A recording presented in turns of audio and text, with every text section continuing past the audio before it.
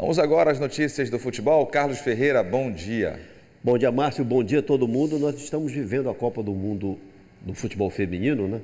E o baú de hoje tem futebol feminino. Opa! Vamos contar a história do futebol feminino no Pará. Muito bem, daqui a pouquinho. Fique ligado, né, Feira? Vamos agora com o futebol masculino, né? Falar que no sábado, no Mangueirão, o Remo recebe o Ipiranga, a partida que, enfim, pode tirar os azulinos da zona de rebaixamento. As perguntas vêm, por que não está dando certo e por que não está ganhando? E é difícil você explicar o porquê, porque a vontade dentro de campo não falta, o treinamento não falta, o grupo aqui não está de sacanagem. O torcedor está realmente tentando entender o que aconteceu entre o início da temporada e o atual momento. Em meados de março, entre os jogos do Parazão, Copa Verde e Copa do Brasil, o Remo chegou a ficar 9 partidas invicto. Um feito histórico que só tinha acontecido em 1989. O clube foi até destaque nacional no GE. Globo por causa desse rendimento, superando os times das 3 primeiras divisões do futebol nacional. Agora o Leão briga para sair da parte de baixo da classificação da Série C. Não mudou muita gente, porém acredito que depois da desclassificação contra o Corinthians a gente sentiu um pouco, porque a gente estava muito confiante. E de repente a gente tomou aquele baque e de lá para cá a gente deu uma caída, deu uma oscilada. Acho que é muito difícil de explicar isso porque tem todo um processo, né? Tem toda uma forma de jogar, uma forma de comportamento dentro de campo. Acho que isso mudou um pouco, pelo fato das derrotas que vem acontecendo, que a gente não vem tendo um bom comportamento dentre vitórias.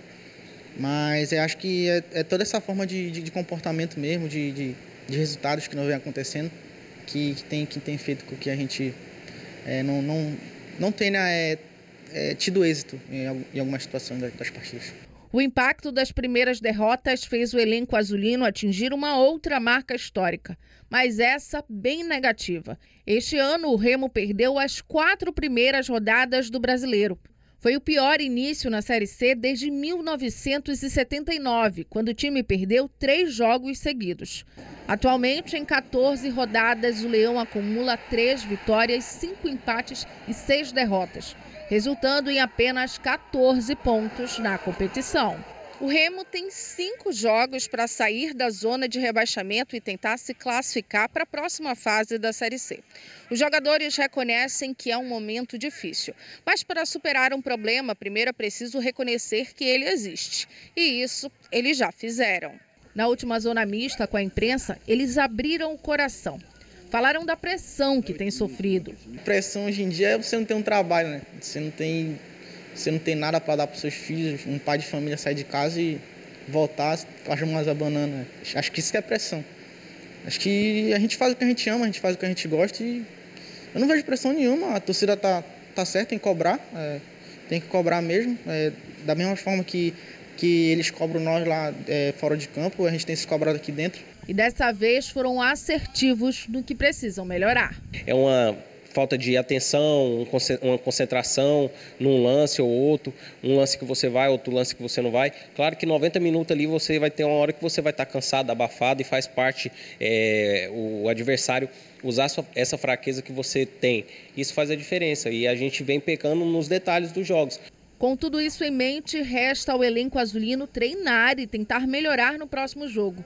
Ricardo Catalá estava meio reflexivo no Bainão, mas aí conversou com o presidente do clube e a comissão técnica. Ao que parece, tem um plano que os jogadores pretendem seguir à risca. A gente sabe que o Ipiranga é uma equipe muito forte, que tem crescido bastante na competição. Inclusive tem um ataque também muito poderoso, então a gente não pode errar, a gente tem que entrar muito bem concentrado. E a gente sabe que é um time que vai vir também, se de repente a gente der espaço, vai procurar fazer os gols. Então a gente vai trabalhar forte, né, procurar aumentar ainda mais o nível de concentração. Como já tivemos, né, no jogo do Náutico, né, não levamos gols, sofremos pouco, mas a gente precisa melhorar. Então acredito que a gente vai fazer um bom jogo sim, a gente está preparado para isso. Precisamos da vitória, então tenho certeza que a gente vai buscar essa vitória aí dentro de casa.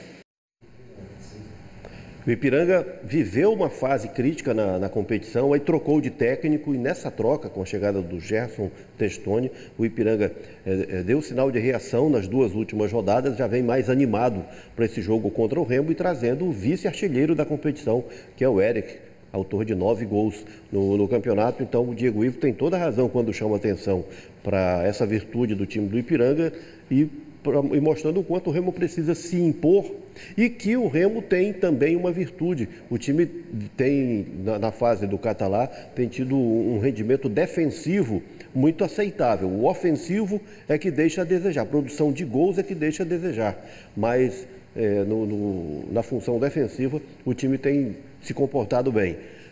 Bom, o Remo viveu aquela fase do campeonato estadual, sequência de vitórias, 100%, como mostrou a reportagem, e teve o seu ápice diante do Corinthians, sobretudo em Belém, na vitória por 2-0. Eu lembro bem que depois do jogo de São Paulo, o Marcelo Cabo disse: provamos que estamos com o time no ponto para fazer uma grande Série C e subir para a Série B. Então, a performance do Remo diante do Corinthians era a confirmação da credencial. E o que aconteceu?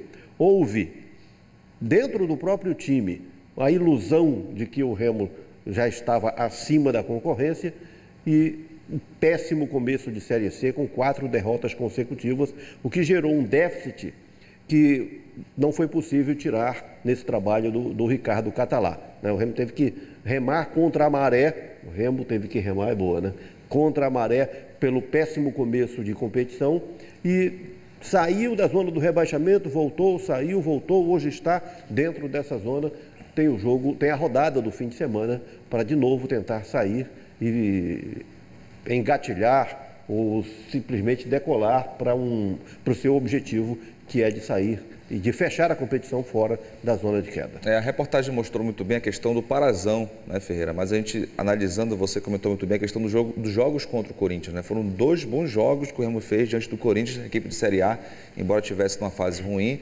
Então isso acabou criando uma ilusão de que, de fato, o Remo estava preparadíssimo para a Série C. E a gente está vendo que não estava, né? Porque gera uma autossuficiência, né? Quando o time acha que chegou lá, acha que bateu no teto, gera uma autossuficiência.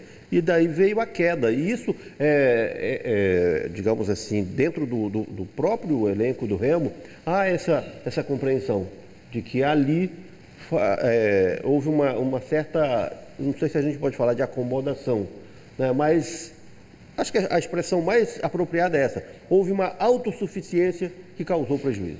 Bom, Ferreira, vamos agora falar do Paysandu, né? O Paysandu, que tem 3 vitórias seguidas na Série C, se prepara para 2 jogos fora de casa. A missão é se manter, claro, no G8, a zona de equipes que avançam a segunda fase. E diante desse momento, o experiente lateral Eltinho falou sobre a importância de manter a seriedade no trabalho. Vamos acompanhar.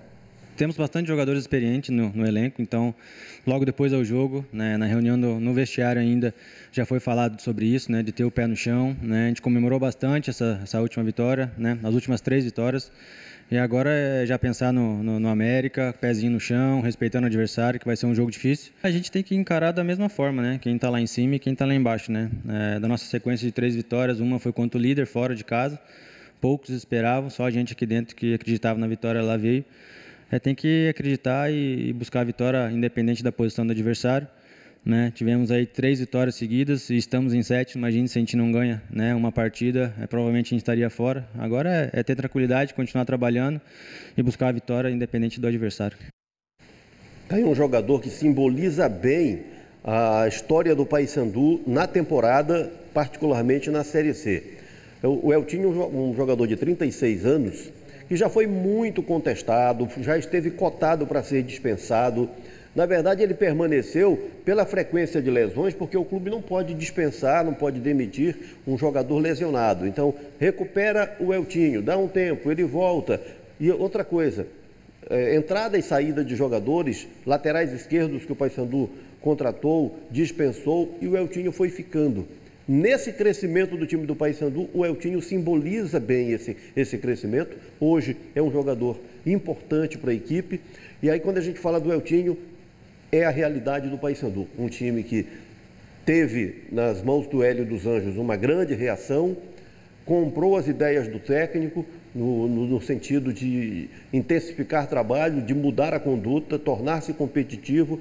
Vieram as 3 vitórias consecutivas e o estado de ânimo foi lá para cima. É nessas condições que o Paysandu enfrenta o América em Natal no próximo domingo. O América numa situação bem diferente, né? Porque está pressionado na luta contra o rebaixamento, jogando em casa, muito cobrado, e o Paysandu certamente está planejado pelo Hélio dos Anjos para tirar proveito dessa instabilidade do América, comandado pelo Dado Cavalcante. É isso, saindo da Série C, Ferreira, vamos para a Série D do Brasileiro. A CBF confirmou ontem as datas, horários e locais dos jogos da segunda fase da competição. Tuna e Águia seguem na disputa.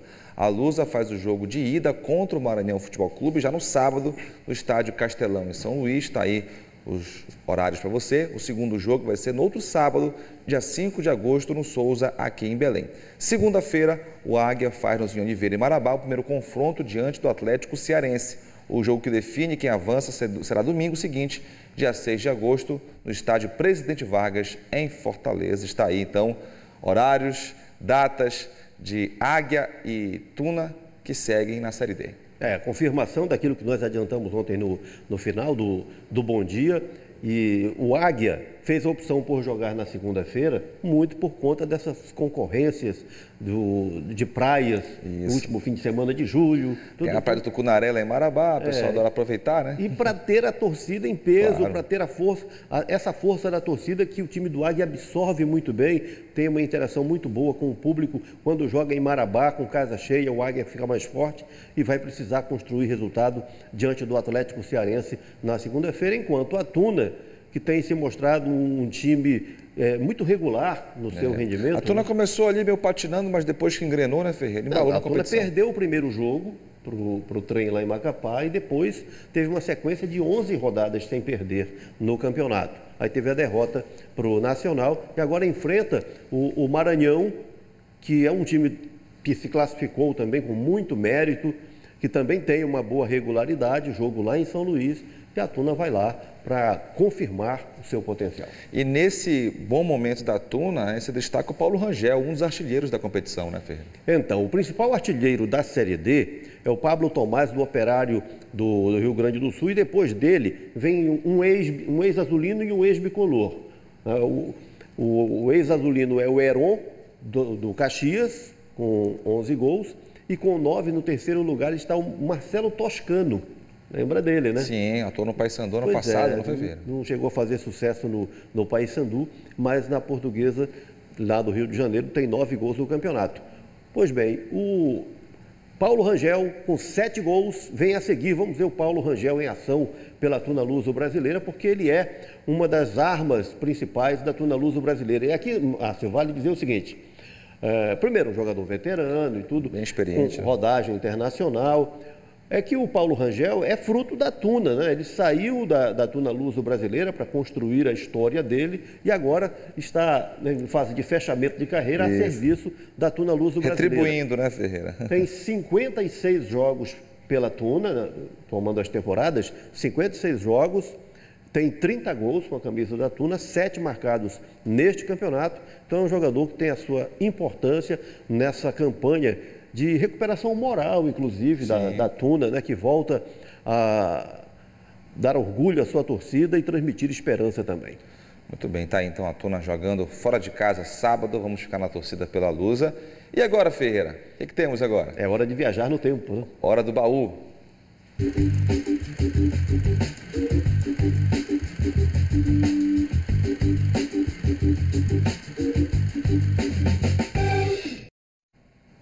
Desde quando o futebol é praticado por mulheres em Belém? Onde as mulheres praticavam futebol lá no comecinho, né? E sob que condições? Então, o baú traz essas questões. E aí eu tenho aqui uma sequência de fotos que contam um pouco dessa história do baú e também o testemunho de uma pesquisadora, que é Letícia Magalhães, sobre o futebol feminino, como que começou aqui em Belém do Pará. Ela está conosco no Bom Dia. Em Belém do Pará, em 1924, na rua 16 de novembro, temos um clube chamado o Bloco das Palmeiras. em que essas mulheres praticavam futebol pelo bairro, nos festivais esportivos que ocorriam. Essas mulheres praticaram até 1941, quando Vargas cria uma lei que proíbe a participação dessas mulheres no futebol.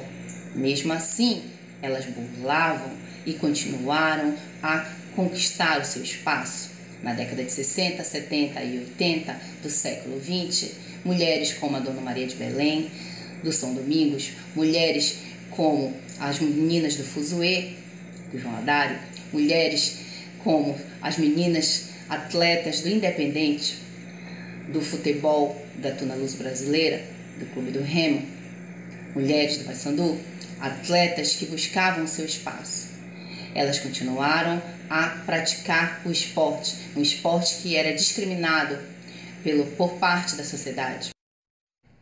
Olha aí, Márcio, lá nos anos 20, um clube das Palmeiras, né, para as mulheres praticarem futebol, e aí todo aquele preconceito, lei proibindo mulher de praticar futebol, toda uma resistência. O futebol, como reflexo da sociedade, vai mostrando isso, né?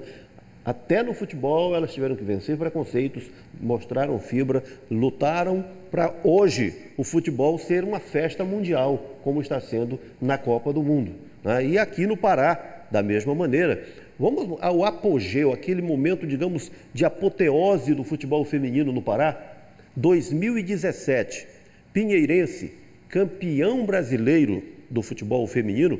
Vamos aos lances desse momento de consagração do Pinheirense, com transmissão do Sport TV, inclusive. A Portuguesa de Desportos, no jogo de São Paulo, fez 1-0, mas o Pinheirense foi buscar o resultado, quer dizer, construiu a vantagem no jogo de São Paulo, venceu por 2-1, portanto, de virada, e trouxe a vantagem para o jogo de Belém. Então, jogo em São Paulo, vitória do Pinheirense por 2-1, aí o de pênalti vai sair o segundo gol da equipe do Pinheirense. Aí você pode imaginar a festa que houve em Belém, o jogo na Curuzu, né? E o Pinheirense apoiadíssimo pela torcida paraense. Aí já estamos com as imagens do jogo de volta na Curuzu.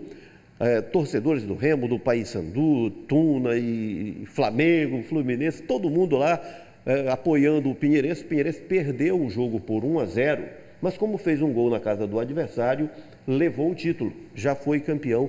Aí está o momento do fechamento lá da transmissão do Sport TV, com o Pinheirense campeão brasileiro da A2, a segunda divisão do futebol feminino. Aí o futebol feminino viveu outros grandes momentos depois disso, com a SMAC, né, o acesso à primeira divisão do Campeonato Brasileiro, mais recentemente o Remo, vice-campeão da terceira divisão e conquistando acesso para jogar a segunda divisão do futebol feminino. E tudo isso é produto de toda uma luta lá atrás, de quem resistiu para que as mulheres pudessem praticar futebol, construir essa história que envolve a Cebola dos anos 70, jogadora do Remo, chegou à seleção brasileira, defendeu a seleção brasileira e foi a demonstração assim, de potencial de tanta gente daqui que poderia ter ido mais longe, se não foi por falta de oportunidade, mas ela simboliza muito isso. E a Formiga, até recentemente na seleção brasileira, hoje ex-jogadora de futebol, e que jogou, é baiana, mas jogou futebol e futsal aqui pelo Independente. Enfim, futebol feminino, é essa história no Pará. Futebol feminino, que vai ter a seleção brasileira em campo novamente neste sábado, 7 da manhã, contra a França, ao vivo na tela da Globo. Muito bem, Ferreira, é isso. Contando a história do futebol feminino aqui no nosso estado. E daqui a pouco você volta, né, Feira, contando mais sobre Remo Paysandu, sobre o nosso futebol. E até automobilismo em Cametá. Opa, maravilha então. Daqui a pouco você traz essa história, Ferreira. Não volto acelerado, mas volto acelerando. Pronto, maravilha então. Valeu, Falou. Ferreira, até mais. Vamos agora ao segundo tempo do esporte. Carlos Ferreira, o que você conta pra gente agora? Bom, vamos reafirmar que vamos ter 4 times paraenses em ação no final de semana, de sábado a segunda-feira. Repassando a agenda. Sábado à tarde, a Tuna no Maranhão, em São Luís, contra o time do Maranhão Atlético Clube. Isso é Série D. Domingo, Ainda no sábado à noite, 7 da noite, o Remo contra o Ipiranga no Mangueirão pela Série C. Aí domingo, 4 da tarde, o Paysandu em Natal contra o América, Série C. E segunda-feira à noite, em Marabá, o Águia contra o Atlético Cearense, Série D. Portanto, emoção não vai faltar. E a começar aqui na nossa abordagem pela questão do Paysandu, que vai enfrentar o América de Natal. Vamos ver o Paysandu aí em atividade.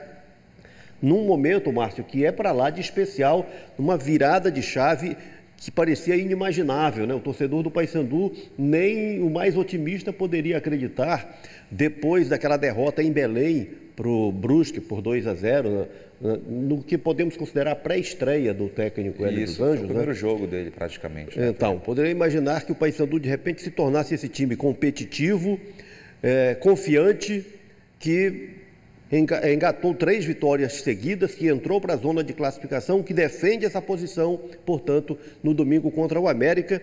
Aí está, portanto, o grupo bicolor em plena atividade e a torcida para lá de confiante. Torcida bicolor, claro, aí já bem otimista, né, com uma possível classificação, já do Remo ali, né, o time na zona do rebaixamento, e a torcida azulina um pouco de olho nesse jogo do Paysandu. Afinal, se o América vencer, complica também para o Remo, que vai jogar dentro de casa, né, Felipe? Assim como se o Ipiranga vencer, complica para o Paysandu, porque o Ipiranga é concorrente do Paysandu e enfrenta o Clube do Remo neste sábado, 7 da noite, Mangueirão. Vamos ver os azulinos aqui em atividade, nesse momento que é muito tenso, mas que também, numa leitura mais otimista, Márcio, tem um time que vem mostrando consistência no seu serviço defensivo.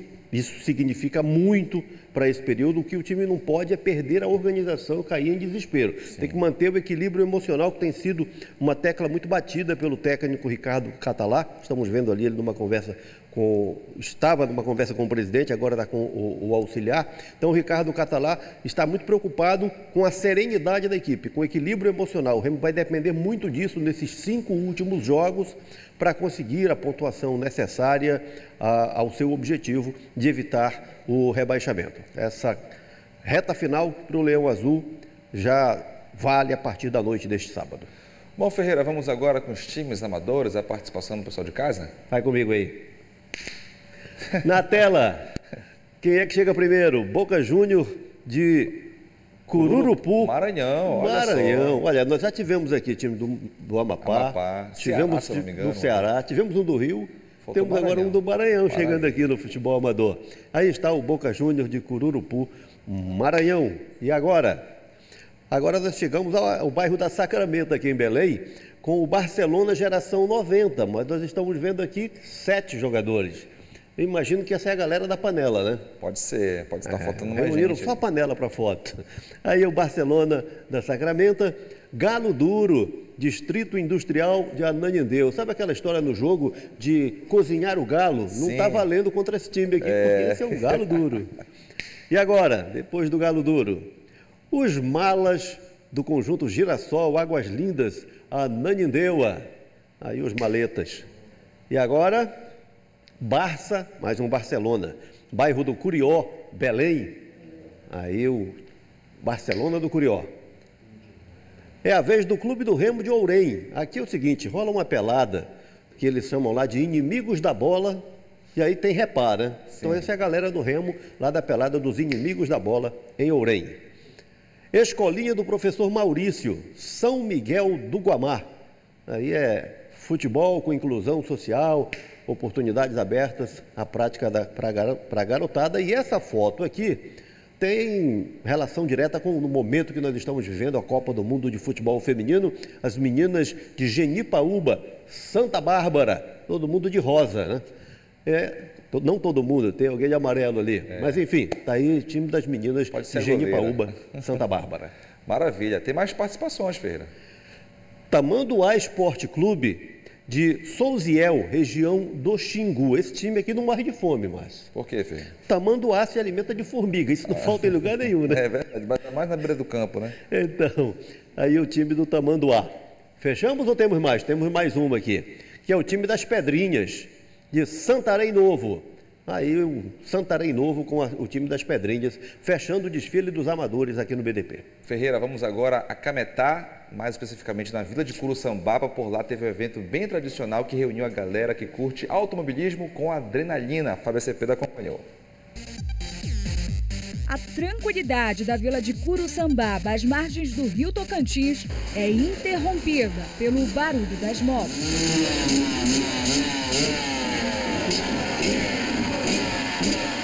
Hoje é dia de Rani, evento que virou tradição no distrito de Cametá.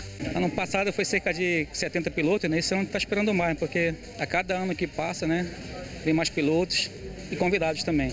As crianças ficam encantadas. Quem ainda não tem idade para pilotar, participa do jeito que dá.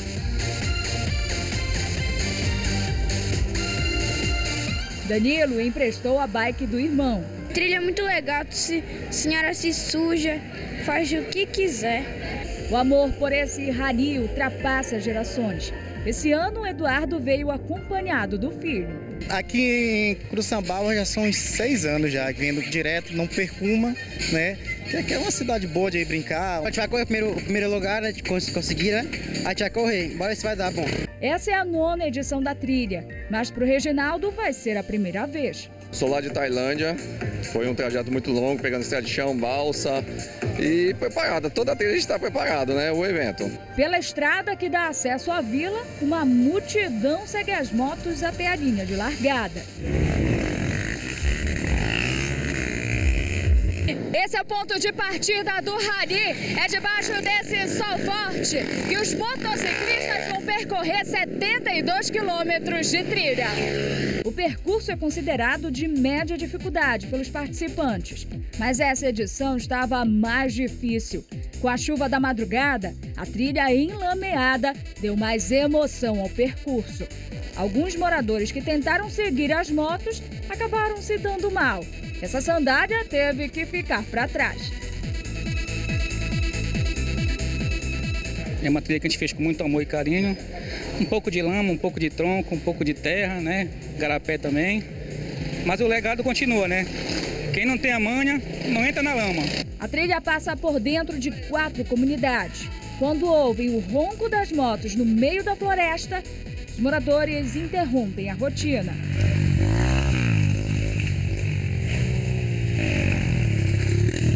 Pontes viram arquibancadas. Ele ficou passando por aqui. E como é na hora, é legal? Sim. Dá vontade de ir junto? Dá.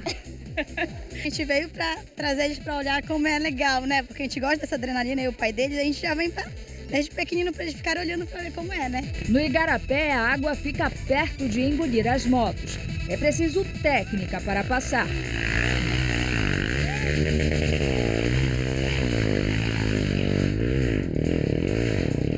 Às vezes é necessário uma forcinha da comunidade.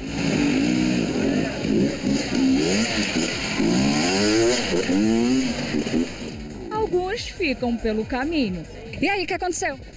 Deu uma parada técnica aí, mas nada de grave. Vai tentar continuar? Vamos sim! Depois de 2 horas de lama, terra e água, conhecemos os vencedores. Pai e filho, que vimos no início da reportagem, garantiram 1º e 3º lugar em uma das 3 categorias.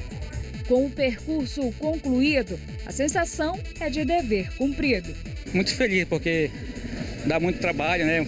Tem que se dedicar e tem que gostar, né? Porque se não gostar, o trilha que faz trilha uma vez e gosta, nunca mais ele larga de fazer trilha. A recepção aqui foi ótima, eu recomendo que todo o pessoal que não veio, que vem ano que vem e continue vendo todos os anos, é muito bom.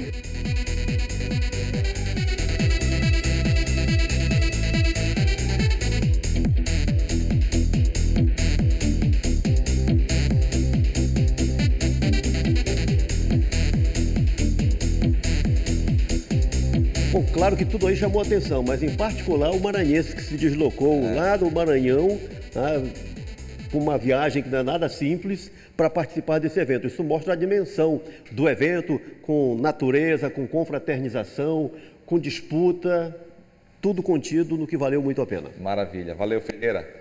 Até a próxima. Tchau.